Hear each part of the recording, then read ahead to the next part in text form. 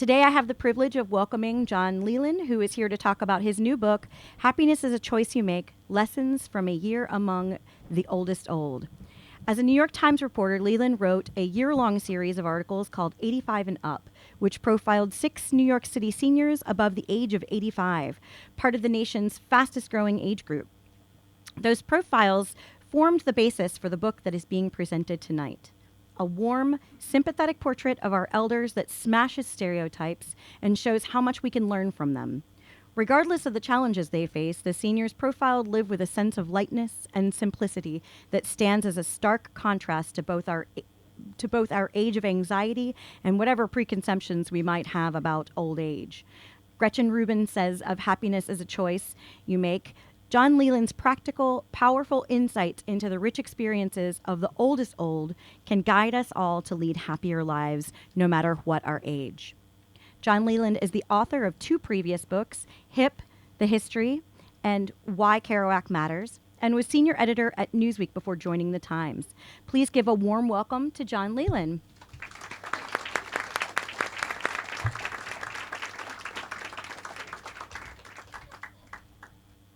Well, thank you. I'm going to talk about getting old and dying. And it's going to be honest and it's going to be real.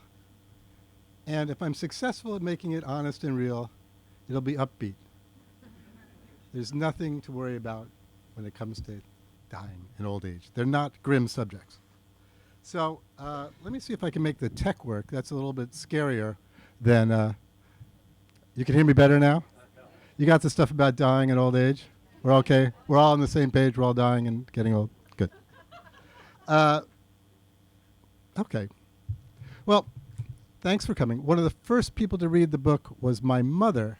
And, you know, she's 89, and she's one of the characters in the book.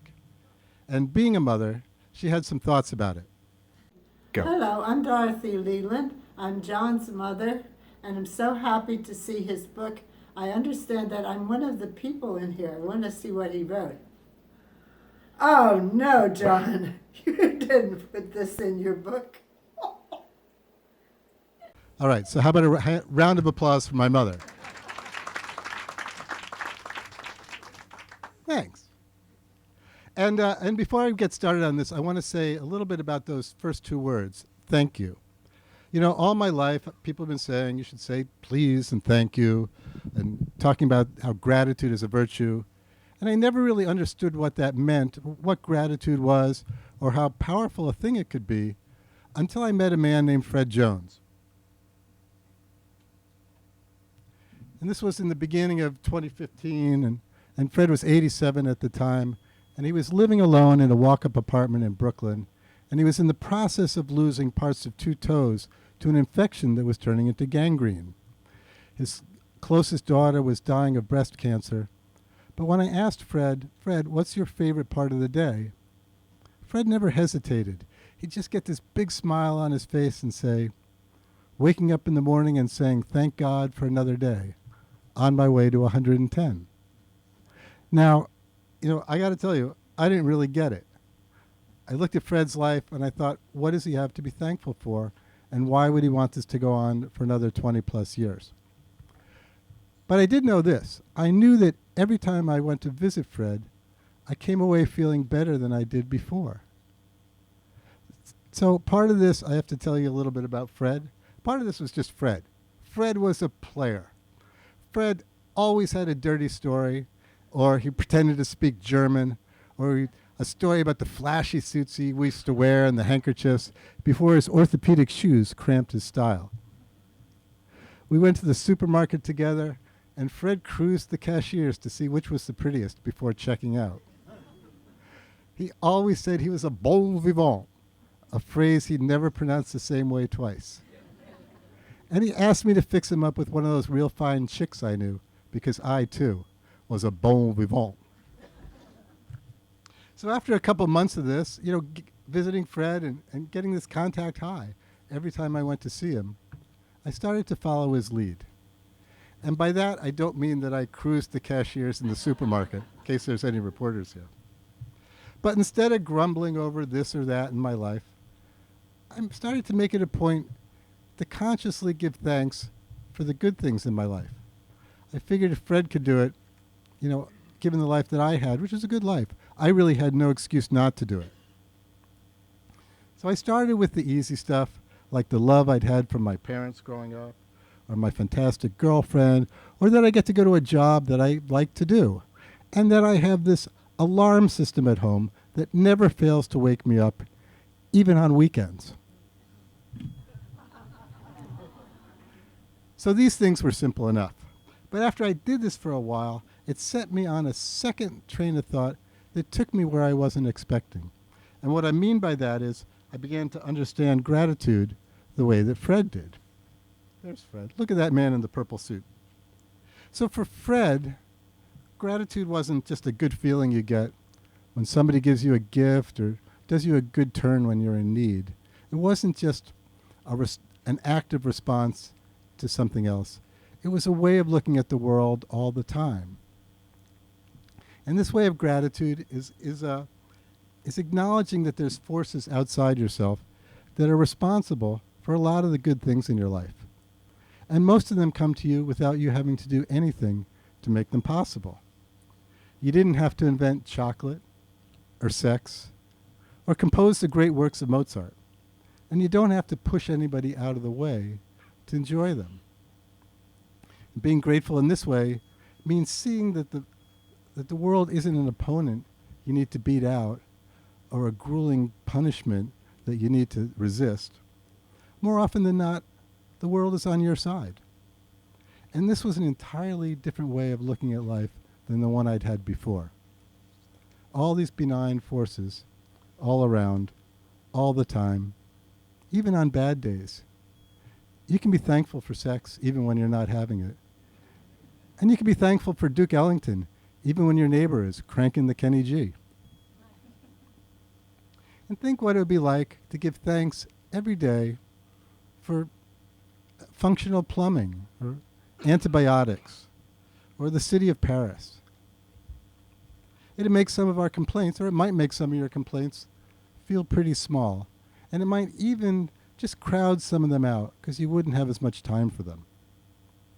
And when I understood this and started to think about gratitude this way, it was just like flipping a switch. It didn't make the mess on the nightly news any prettier or easier to take, but it put it in perspective and it shrunk it down to size. And I could understand now why Fred was always in a good mood. And it wasn't because his life was so easy, because it wasn't. It was that Fred found reasons to be grateful, even when it was very, very hard.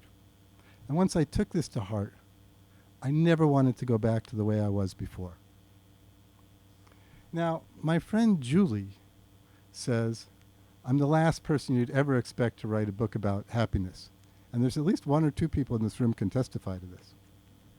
And she's right, or at least she was. By nature, I'm kind of more of a grumposaurus. Most years, my top 10 movie list has like maybe 3 or 4 movies in it, because everything else kind of sucks. And this anger and dissatisfaction were the fuel that got me going in the morning.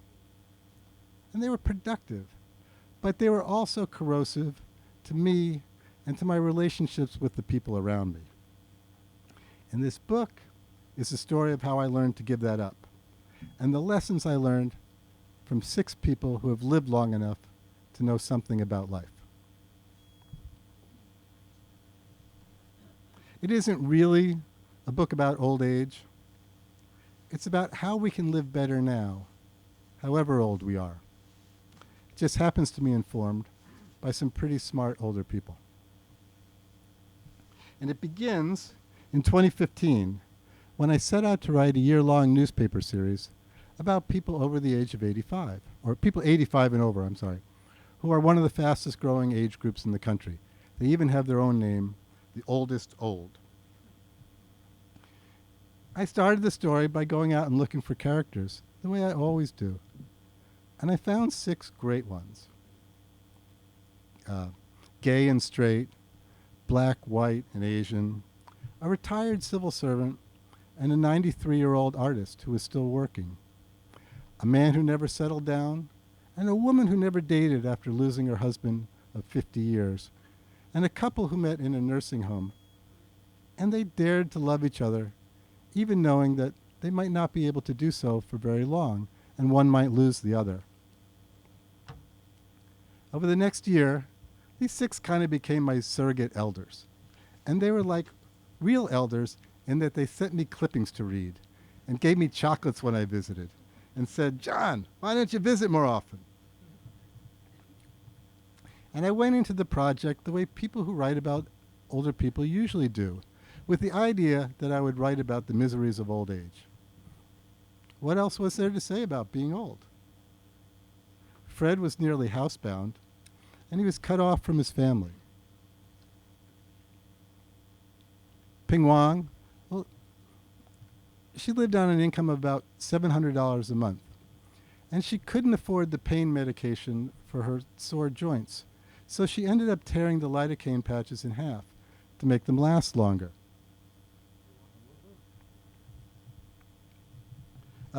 John Sorensen lost his partner of 60 years, and every time I saw him, he told me he wanted to die. Now, for a newspaper reporter, this was rich material. Journalism loves a problem. But what I realized was that just looking at their problems wasn't getting to the truth about their lives. Whatever their hardships, none of the elders defined themselves by them. Only other people did that. They'd all lost something. They'd lost their spouses, most of them. And some had lost their mobility or their keen eyesight or their vision. But none of them had lost everything. And they all lived for the things they could still do, not for those they'd lost. And this it took a while to sink in, but it became the first overarching lesson from the time I spent with the elders, that whatever hardships we have, we still have an active say in what role we give them in our lives. It's our choice. As Ping Wang put it, when you're old, you have to make yourself happy. Otherwise, you get older. And I don't mean we have control over whether bad things happen to us. Bad things are going to happen to all of us. But we have a choice. We can define ourselves by our losses or by all the things that are still available to us. You can go to a museum and think, I'm confined to a wheelchair, I'm with all these half-deaf older people. Or you can look at the wall and say, Matisse, Michelangelo. Which is to say, happiness is a choice. True for the old, true for the young. If you can't be happy until all your problems are fixed, you're not going to be happy. The elders, of course, understood this much better than me. They didn't expect their problems to be fixed, and they knew that some of them were only going to get worse. But they went on with their lives. If they liked reading or art or they loved listening to music, they put their energy into these things that gave them pleasure. If they liked time with their neighbors or the relatives, they didn't have to try to squeeze this into a busy work schedule. Now, a lot of us have an image of older people as cranky and depressed. And some of them are. That's true. Just as people are cranky and depressed at any age. But it's really a false stereotype. And sociologists have known this for years. And they call it the paradox of aging. As much as our culture fetishizes youth, older people are more content than young adults. They're less stressed. They're less afraid of death. And they're better able to accommodate mixed feelings. And it took me a while to understand that. But what I mean by mixed feelings is they're able to see a situation as positive and take pleasure in it, even when there's pain and loss. And they know that things that seem like the end of the world usually aren't. Now, no one knows exactly why older people aren't more unhappy. But there's an explanation I like, comes from a woman named Laura Karstensen, who runs the Longevity Center at Stanford. And her take is that older people and younger people view the time horizon in front of them differently, and they live their lives accordingly. So young people see a long time horizon in front of them, so they're busy gathering as much experience and information as they can, because they don't know what's going to turn out to be useful. They'll take organic chemistry because maybe they'll be doctors. Or they'll go on blind dates or go to mixers thinking they're going to meet that perfect person. They'll kiss frogs, hoping that one is going to turn out to be a prince. And if anyone here has taken organic chemistry, gone on a blind date, you know that could be a pretty miserable experience, right? And if you've ever kissed a frog, I hope there was affirmative consent. Now, by contrast, older people see a shorter time horizon in front of them, so they concentrate on things that are pleasing to them in the moment. Well, maybe that means starting the meal with dessert. In memory tests, if you show older people images, positive and negative, they'll remember the positive ones much better than the negative, because these are pleasing to them in the moment. If you show the same images to younger people, they'll remember them both roughly the same, because they don't know which information is going to be important later on. What's going to be on the test, right? If you're 45, it's important to remember the mistakes you made in your marriage or the people that screwed you at work, because you don't want to repeat the experience. But if you're 80 or 90, you could just let that unpleasant memory go, because it's not going to do you any good. And the 6 elders that I spent time with all found satisfactions in this shorter time horizon. And now I should introduce you to the gang. There they are. Fred Jones, you met him already. Helen Moses found the second love of her life in a nursing home in the Bronx. John Sorensen, he was a decorator who gave up his career ambitions for a bookseller named Walter Caron. And by the time I met John, he was losing his vision and the use of his hands, and Walter had been dead for 6 years. And John had always thought, besides that he would spend his old age with Walter, he would play piano and read. And now he found that he couldn't do either of these things. Ping Wang played mahjong every day with the same 3 women in her building. And despite her economic situation, she found that old age was so much more comfortable than when she was younger. And she was working her difficult job in Chinatown and commuting on a crowded bus and having to take care of her family at the other end when she got home at night. Ruth Willig, she had to move out of her assisted living facility when the owner decided to sell it for luxury housing. Typical story now, right? So Ruth was 90, and she had to start over again in a new neighborhood, strange neighborhood, far from her daughters, without the friends she'd made in the old building. And Ruth had grown up, the youngest of 4 siblings, and she was the rebel in the family, being the youngest. But now she was the oldest, and she had a new role, which is that of the matriarch. And she was the one that kept the family together. And the 6th is Jonas Mekas. And Jonas is a pioneer of the American avant-garde cinema. And he's 95 now. He turned 95 on Christmas Eve. And I just got an email from him from Paris, where he says, "I'm just back at the hotel." And Jonas at 95 is still making movies, still publishing books, and still writing poems. But he didn't get there by an easy route. Jonas was a teenager in Lithuania when Stalin's tanks came in and occupied the country. And a little bit later than that, in Germany, he was put in a series of Nazi forced labor camps. Not death camps, but slave labor camps. And still, in the title of his most recent movie, he refers to himself as a happy man. And when I asked him, "Jonas, why are you happy? After all that you went through, how can you be happy?" And Jonas said, it's normal. It's not normal not to sing, not to dance, not to cultivate poetry and the saints, not to pursue matters of the spirit. I am a very, very normal case, and I am happy. Happiness is a normal state. Happiness is a normal state. So those are the 6. And my 7th teacher was my mother, who said, if you want to know what old age is like, it stinks.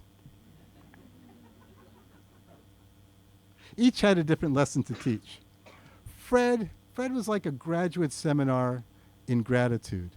And Ping, that you had to choose to be happy.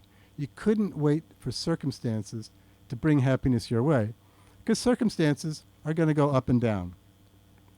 John taught me about living with death, really acknowledging it as a presence in our lives and not something that happened to other people, and that this could make the moments before that so much more valuable. Helen taught how to love and be needed, even when she couldn't do the things that she did in her marriage and that she defined her life by before. Ruth spent her time with the people that mattered to her, and she gave to them and she got from them. And she mostly shut out people that didn't matter to her. God, wouldn't it be great to do that? And Jonas lived every day with a sense of purpose. And I think just as importantly, he didn't get eaten up by things that hadn't actually happened. He said to me one day, he said, I never worry. I'll start to worry when something happens. And then when it happens, why worry? You deal with it. You waste time worrying, and it might not happen what you think. Nothing is hopeless. I don't know what it means, hopeless. So these were their lessons. You can wait till you're 80 or 85 to learn them, or you can put them to use now. Now, I'm sorry to say that Fred Jones died in April of 2016, and I was never able to fix him up with one of those real fine chicks or take him to the Red Lobster, which is something we talked about. John Sorensen died 2 months later, and John was in a lot of pain at the end, and he had stopped eating because he was just ready to go. But he spent those last days listening to arias that he loved more than anything, and giving thanks to anybody who spent time with him. And I was with him on one of his last days, and a physical therapist came to see him, and he said, John, I'll be back tomorrow. And John looks and says, I look forward to it already. Now, how many of us live like that? But we all can, right? My friend Robert Moss, who's 83, and he's directing plays up and down the East Coast, once told me about a visit to his cardiologist. And the cardiologist said, Mr. Moss, I have some bad news. You're going to live to 100. And Robert was confused by that. He goes, is this bad news? Doctor raises an eyebrow. Is this good news? Everybody's a comic.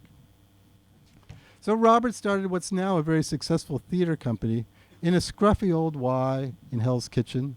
And years later, when he was asked how he was able to accomplish all the things that he has, he said, I never thought about what would happen if it rained. And in the year I spent with the elders and the 2 years since, I've come back to these words often. They didn't mean that Robert encountered fewer hardships than anybody else, but he didn't get paralyzed by things that might or might not happen. And he learned by necessity how much he could accomplish, even when it rained. So the elders, they were all proof that you could still lead a full and fulfilling life, even when the weather turned a little stormy. Why worry about clouds in the forecast? Why worry? Live your life, put on a show, take a chance. If we're living longer, maybe it's an opportunity to live a little better, a little kinder, a little wiser, maybe more forgiving or patient, and less vengeful or covetous. We could try anyway. All those things make life better for everyone, really, but especially for the person trying to live them, even when we don't quite get there. In the last year, I have to say, the ugliness of the daily news report really tested whether these lessons held up to pressure.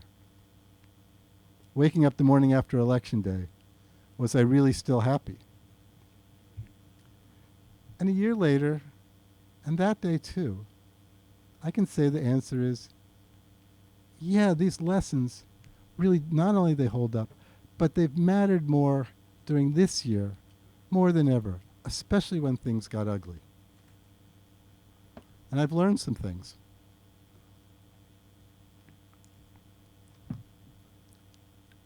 After the election, I took stock of the things that made my life worthwhile.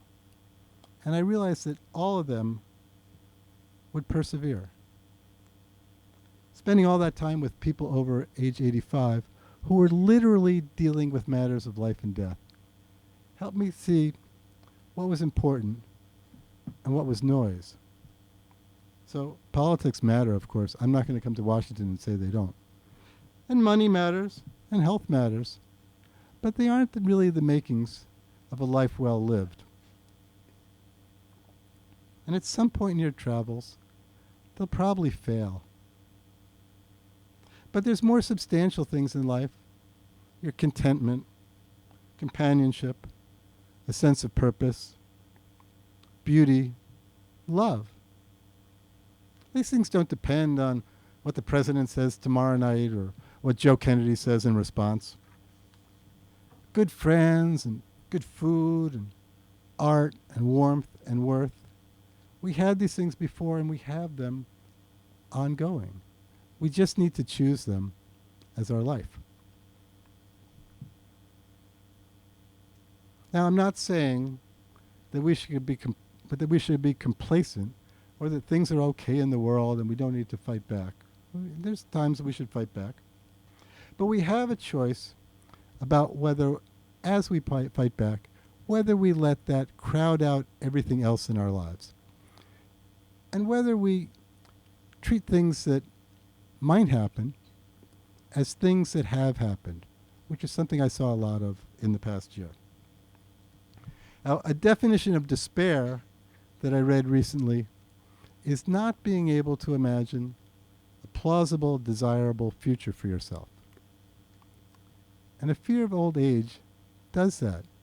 If you're afraid of old age or if you think it's horrible, you can't imagine that being desirable. But if the flip side of that is also true, rethinking old age makes it possible to imagine a desirable future. And not only to desire it, but to give thanks for it now. Last year, an interviewer asked Jonas Mekas, if you could give any advice to someone who wanted to be a filmmaker, what would it be? And Jonas's response was pure Jonas. Get a camera. So that's kind of it, right? If you want to be a filmmaker, get a camera. If you want to be happy, choose happiness. You can wait till you're older, or you can do it now. It's up to you. All I know is that starting about a year and a half ago, when I wrote these words on a little scrap of reporter's paper and taped it to the wall by my bed, this is even before I started writing the book. I taped it to the wall by my bed so it would be the first thing I saw in the morning and the last thing I saw when I went to bed at night. It's just changed my life. It's a reminder, kiss your girlfriend now, because that's the best way to start the day and best way to end the day. And it also just helped me put everything else in perspective. But as I say in the last line of the book, I could be wrong about all of this. In which case, I'll have spent all those years living more happily in vain. I can live with that. And you guys have been patient and forgiving, and I hope I can turn this over to you, and we'll have a little discussion.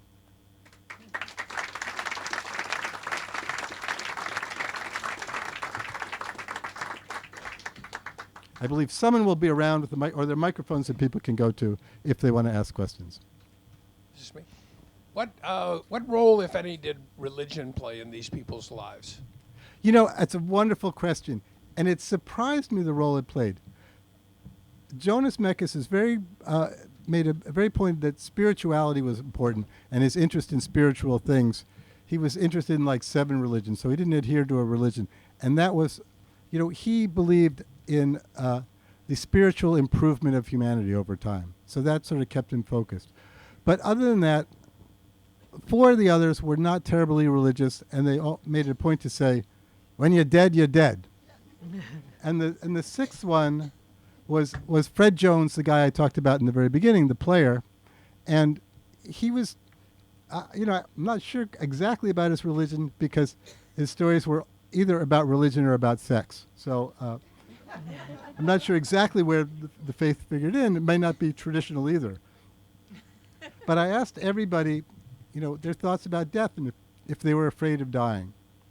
And Fred was the only one that said yes. So I sort of expected religion to play a bigger role in lives and make people less afraid of dying, because he would always say, heaven is my home, but I'm not homesick. And I expected him to be the one who was least afraid of death, and he was the only one who said he was. But I think that you know, there's been a lot of work in this, and having a sense of a higher power and a belief in meaning makes old age easier, and it makes the other ages easier. Oh, sorry? Is there an inflection point? Is there some point where the world drops away and people start paying more attention to the important things? Or were these always remarkable people in their way for their whole lives? It's very interesting. I don't know too much about the youth of most of the people, but Jonas Mekas left a long paper trail of diaries. So Jonas, if you read his work in the 50s, and he's talking about coming to America on a ship cold and freezing, he's very negative, and he makes a point and says, we weren't coming to America for a better life. We were like animals trying to survive. So that's a really negative view of the world compared to the one he has now. Most of the others, I would say they were unreliable when they're talking about the past.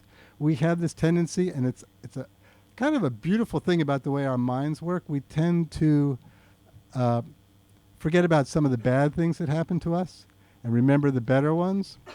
And it's like, oh yeah, Woodstock, everybody had a great time, and there were these great bands playing. And no, we were just, yeah, we were out there in the cold and the mud, and everyone was miserable, but and people had problems with drugs, but yeah, it was great, it was fantastic. So it's a thing we do, and you know, severe memory loss is a terrible thing. And I don't want to make light of it. There's a reason we're all scared of it. But a little bit of selective memory loss isn't bad. So I would ask people, you know, what was your childhood like? And several of them said they never saw their parents fight.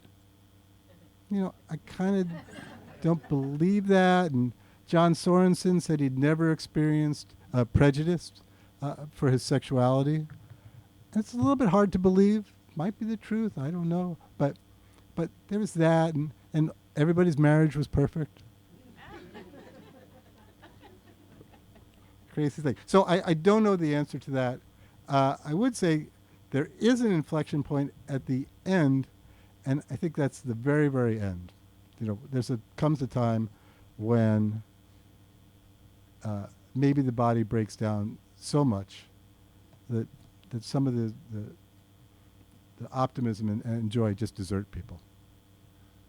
I may have missed it in your review, but what attention did you choose to give to euthanasia?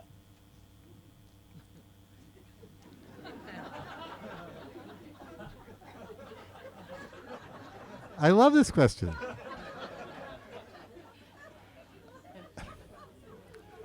There are services in the back. I'm sorry, yes.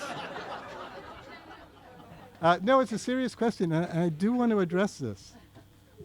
I talk about this a little in the book, and this will be a little bit hard for me. As I said, my mother is one of the characters in the book, And one of the things I love as a journalist is keeping a distance from the things that I write about. So writing about my mother and putting myself in the book and my relationship with my mother was a little scary for me.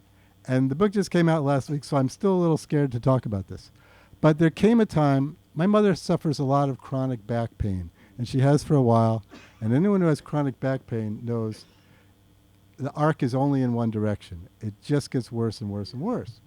So there came a time when she was in so much pain that she was lying with her head the wrong way in the bed. She couldn't get up. She couldn't even get up to use the restroom. So it was a terrible time, and she was just miserable. And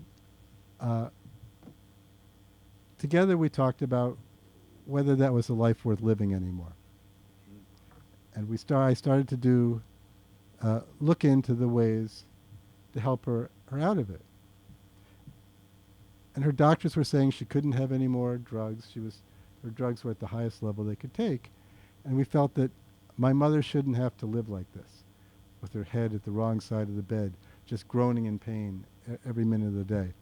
So we looked into it, and then, lo and behold, the doctor said she could have higher prescriptions, and these eased the pain just a little bit so she could move a little bit, and moving just a little bit eased the pain just a little bit more, and eventually she came back around to the life she had before, which is still a life with some pain, but not with pure agony.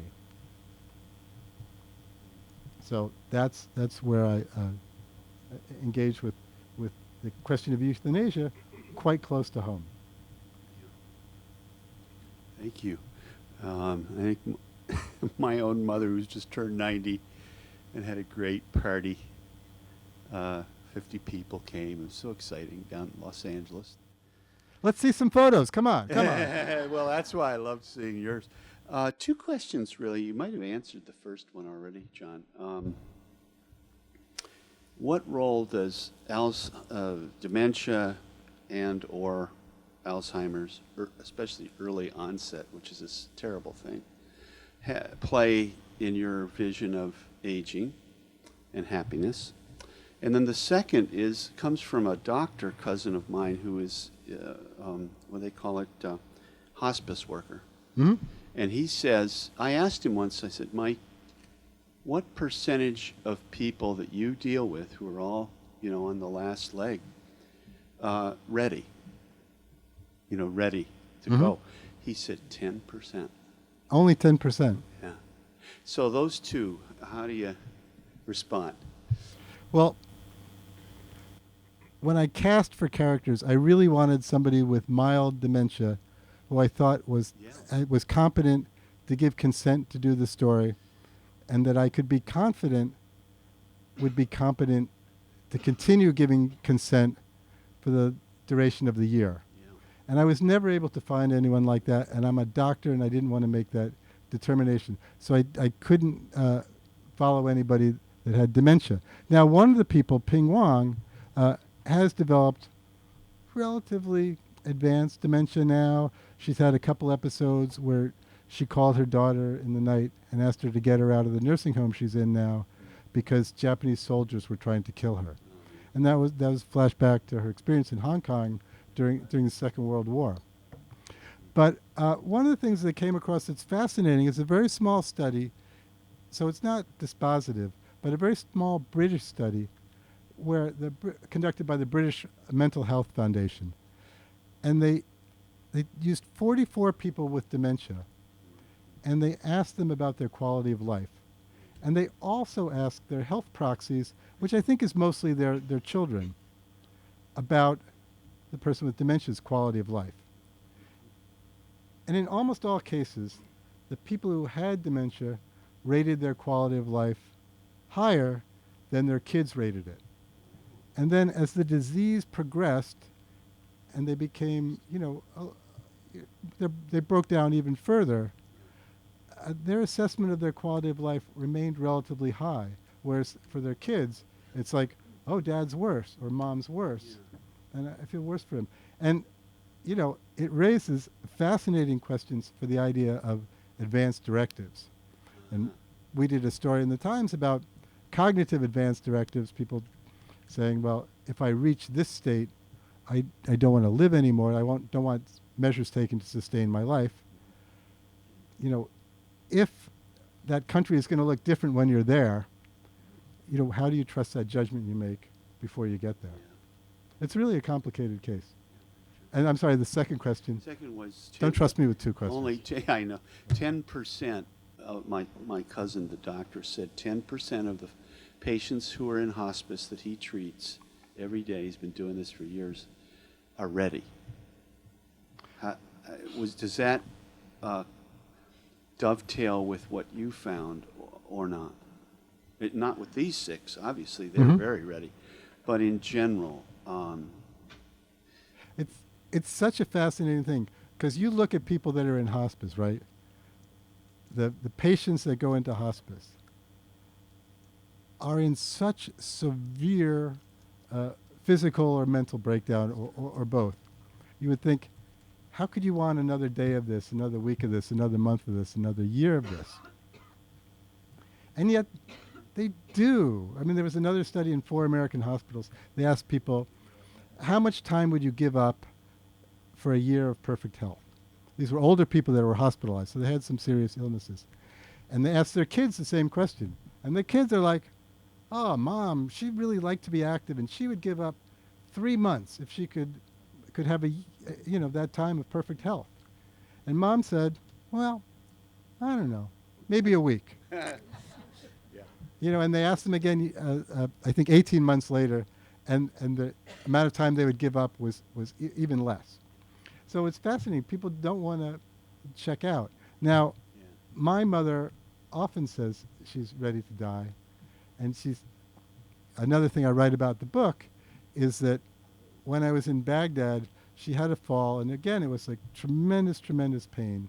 And she was in the after the fall, she developed an infection, really a life-threatening infection, because she's not a terribly strong person, and this just wiped her out. And the hospital said, well, we can give her these antibiotics, but they're going to take a day or 2 to work. And we need your consent to give her a feeding tube to get her through that day or 2. So I don't know if the communications between the U.S. and Baghdad were these cell phones that Ann McDaniel's laughing at this because she's been there. But these cell phones that would cut out all the time, or they would just hang up.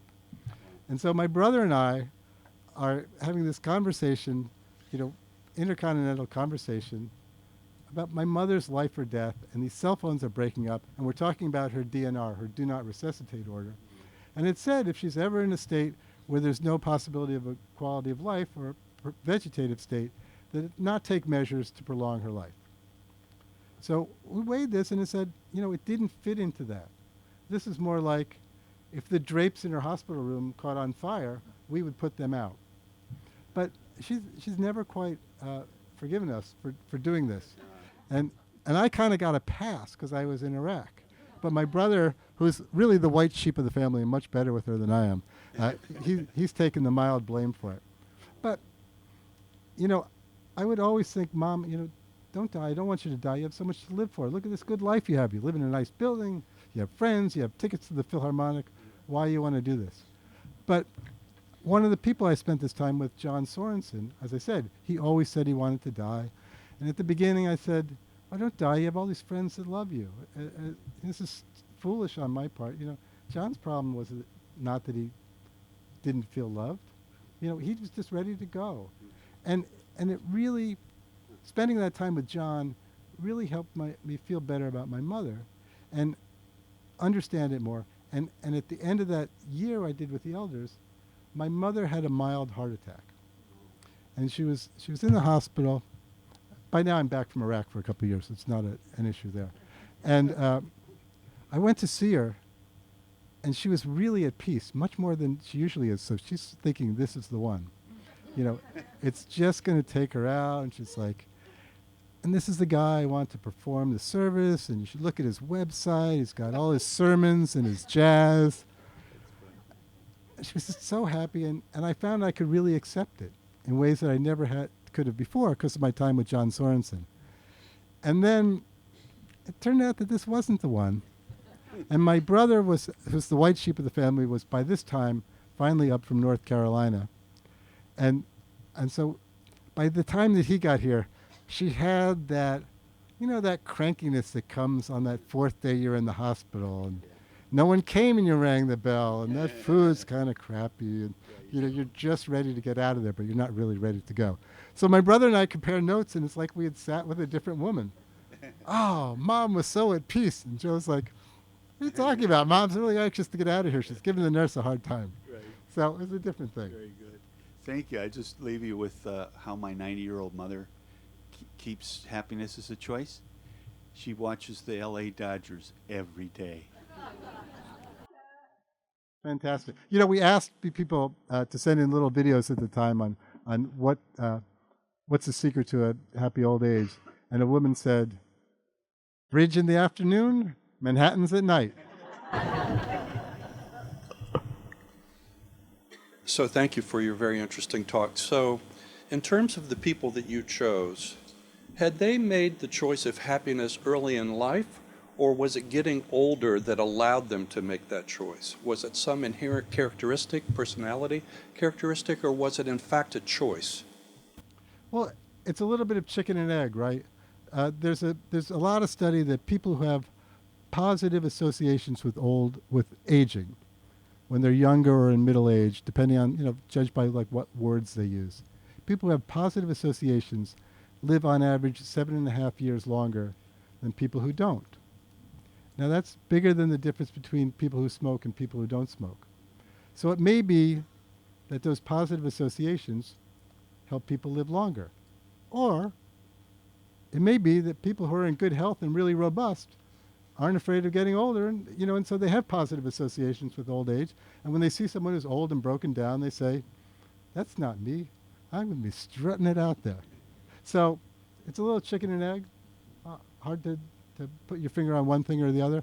All I know is that choice was available to people. And as I say, it's really not a book about aging in quite that way, but it's about how we can have a better life, how we can use the lessons we learn from them to have a better life now. Thank you. Hi, John. Hello. Congratulations.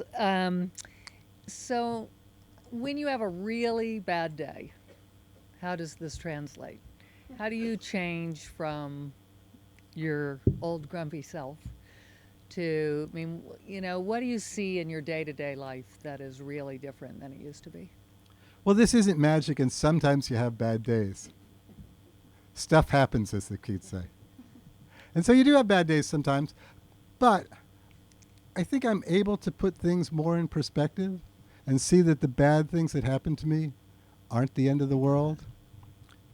And this is Ann McDaniel, who's an incredibly talented journalist. Thank you. You get fired tomorrow from the job that's your dream job. Tomorrow morning, you're going to wake up and still be Ann McDaniel, incredibly talented journalist. And if you can look at it that way, not like, I'm no longer that job. Right. I think that's just incredibly valuable. It's still going to hurt. Somebody told you they didn't want you, but it doesn't need to hurt for quite as long or quite as deeply. Thanks. Great book. Thank you. Hi, good evening. My question is related around social isolation and loneliness among older adults. There has been some recent research that prolonged social isolation, it has the same health risks and health equivalent as smoking 15 cigarettes a day. And I was curious, the individuals in your book, did they have daily connections with family and friends? How did their social connectedness play into how they viewed happiness? They were all different. That's a great question. Everybody heard the questions about social isolation. And yeah, social isolation kills. And it's one of the 17 new smokings, right? Sitting is the new smoking, and negative associations with aging are the new smoking. But everybody was a little bit different. Fred Jones, the guy who lived in the walk-up apartment, he was kind of isolated, especially once his daughter was no longer healthy enough to come visit him. Because Fred had 6 kids by 4 different women, but he wasn't in touch with the kids other than the one daughter. And once he stopped going to church, he lost some of that connection. But some of the other people, and I talk about my mother a little bit about this, these collective living situations that people are so afraid of aren't always the worst things for everybody, because they mean you're going to see people every day. You're going to have lunch with people. Some of the people you have lunch with might be a pain in the ass, but they're going to be people, and you're going to be able to look at yourself and look at them and make some kind of connection. So it's a great point. Places where people can't get around without a car aren't great for people who are very, very old or aren't competent to drive a car anymore. So the people I dealt with, I did all my reporting in New York City. So, people say, New York, everybody's a stranger. But you're not really strangers. And a lot of them were either in a collective situation or they were living in an apartment that they'd been in for 40 years. And there was always a neighbor that looked in on them or looked after them. But you're absolutely right. We let people get too isolated. Thank you.